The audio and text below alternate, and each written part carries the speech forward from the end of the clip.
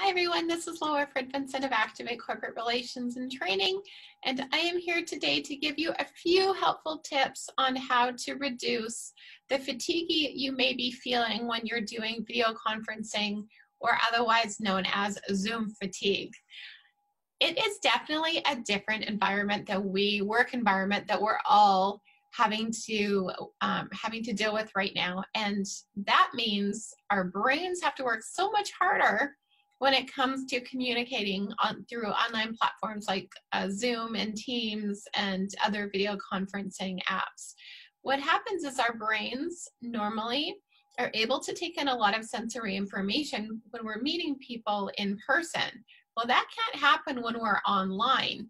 So we have to work that, our minds have to work that much harder to take in and comprehend information.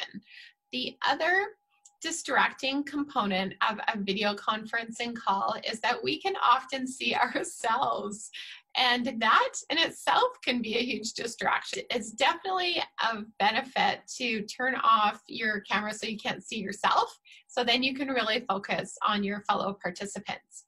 And another way that you can reduce Zoom fatigue is to ensure that you are only scheduling a certain amount of video calls per day, and that you can, there's probably some information that doesn't need to be shared through a video call that you can share through an app like Slack or WhatsApp.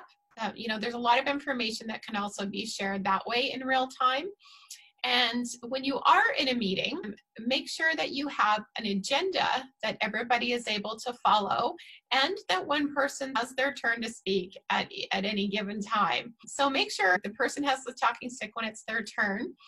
And also, instead of taking notes of your program, your app on record, so then you can listen to it later and you don't have to take your focus off at the meeting as you're in it and as you're communicating and brainstorming and coming up with ideas. Next tip I have for you is to make sure that you're taking breaks throughout the course of the meeting. It's very important that you get oxygen to your brain and that you have some movement. So get up at least every hour and have a little stretch. That would be something that's really going to help, because when you have the oxygen flowing, then and you can stretch, that helps to give you a little bit more energy.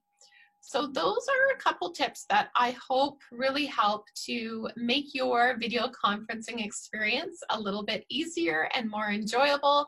And if you have some comments or some ideas that you found have worked really well, please leave them in the comment box below. Thanks for watching and have a great day, everyone. Bye.